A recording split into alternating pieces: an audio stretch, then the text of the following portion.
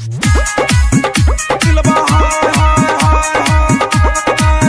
आप सुन रहे हैं खड़गपुर से की शानदार प्रस्तुति।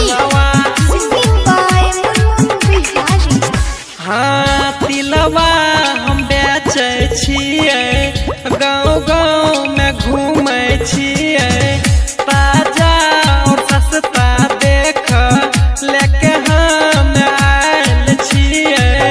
20 रुपया पैकेट छै छियै आधा किलावा, ले लो तिलवा।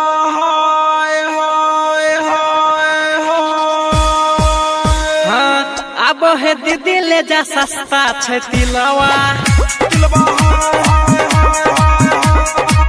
दही चूड़ा में खइहो मिलाय के तिलवा।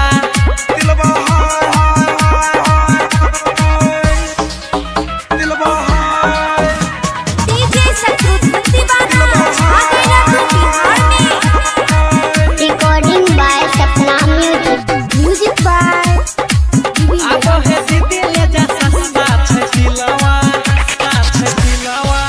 मुरही ले ला लाई ले ला आरु ले ला चूड़ा हे, मुरही ले ला लाई ले ला आरु ले ला चूड़ा हे।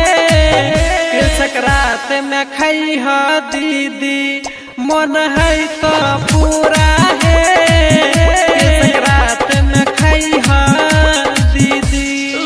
ले लो तिलवा। हो डीजे शत्रुघ्न दीवाना, तू जान ले बुका।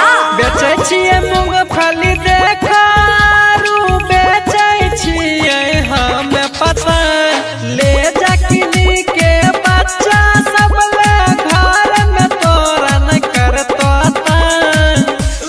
ले लो तिलवा।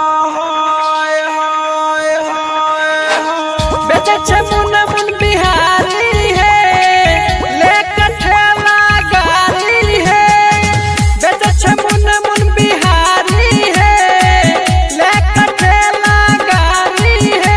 ले जा तिलवा किनी के सब खइहा, तिल सकरात मनइहा, तिलवा हे खइहा, तिल सकरात मनइहा, तिलवा हे खइहा, तिल सकरात मनइहा।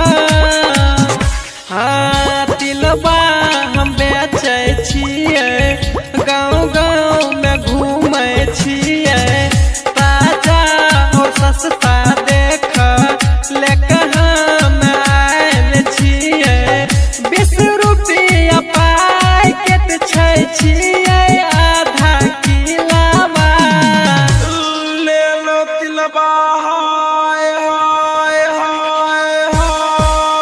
हाँ अब है दीदी ले जा सस्ता छै तिलवा।